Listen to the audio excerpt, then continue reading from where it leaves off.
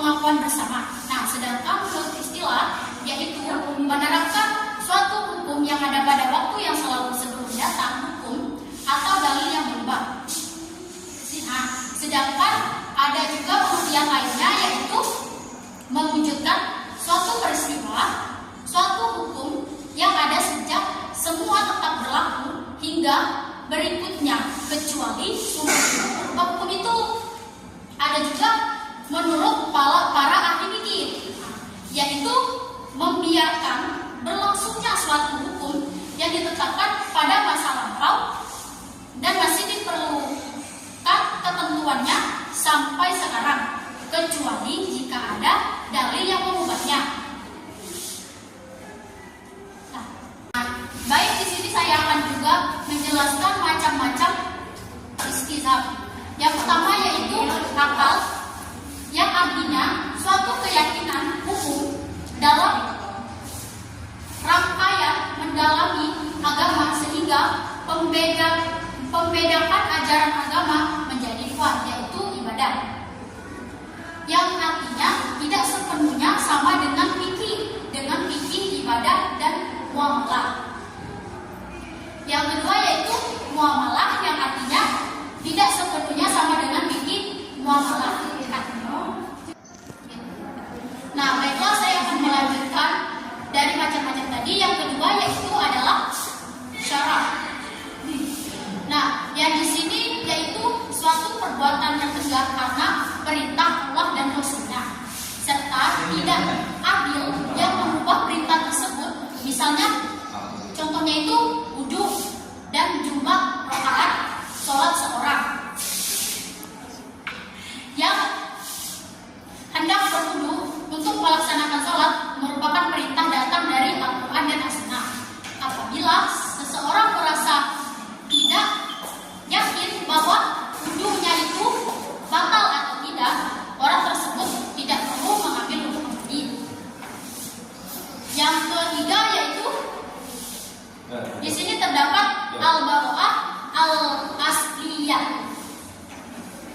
yang mana artinya didasarkan atas prinsip bahwa pada dasarnya manusia bebas taklid, yaitu berubah, sampai adanya yang mengubah sesuatu, yang berubah status tersebut atas dasar inilah manusia bebas dari kesalahan sampai adanya bukti bahwa ia telah berbuat salah. Nah, oleh karena itu, seorang yang menuduh orang lain telah berbuat salah, maka tuduhannya tidak bisa dibenarkan. Kenapa? Karena hukum tanpa bukti yang jelas. Sekian dari saya, kembali untuk materi selanjutnya. Baiklah, saya akan melanjutkan materi dari kita istihad al-ibarah al-asli, yaitu didasarkan hukum asal itu berubah, yaitu boleh misalnya makanan dan minuman selama tidak ada dalil yang berulang, maka hal tersebut diperbolehkan sebab pada prinsipnya segala sesuatu yang ada di bumi diperuntukkan oleh Allah bagi kehidupan manusia. Yang istihad adalah al-syar'u tersebut atas tetapnya hukum sudah ada sampai yang mencabutnya. Misalnya seseorang yang sudah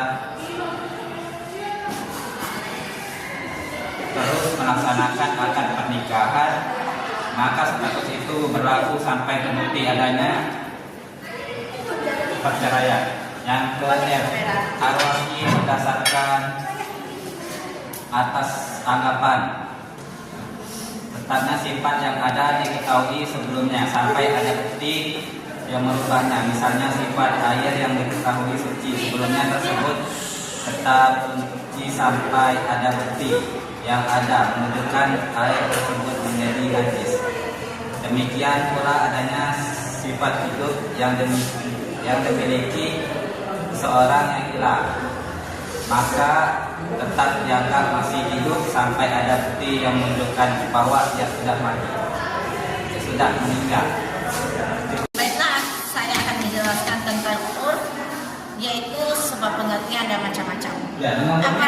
Apa saja pengertiannya urf itu dan macam-macamnya? Urf itu secara pengertian adalah yang berarti secara harfiah adalah suatu keadaan ucapan, atau keadaan ucapan, perbuatan, dan ketentuan yang dikenal oleh manusia seperti kita dan menjadi tradisi untuk melaksanakan dan meninggalkannya sebagai adat dalam istilah dalam pengertian di atas itu adalah disebut ahli syarat.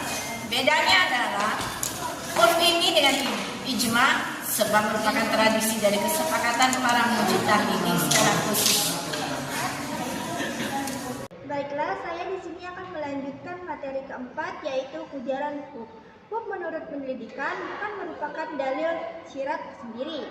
Pada umumnya, hukm ditunjukkan untuk memelihara kemasalahan umat serta menunjang pembentukan hukum dan penafsiran beberapa nafs dengan hukm dikhususkan lafal yang am atau umum dan dibatasi yang mutlak karena pula terkadang kias itu ditinggalkan. Karena itu sah mengadakan kontrak borongan apabila hukm sudah terbiasa.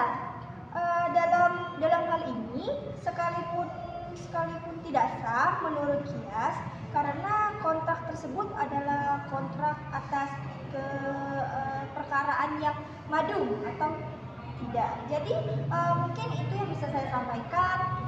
Saya lanjutkan ke materi selanjutnya.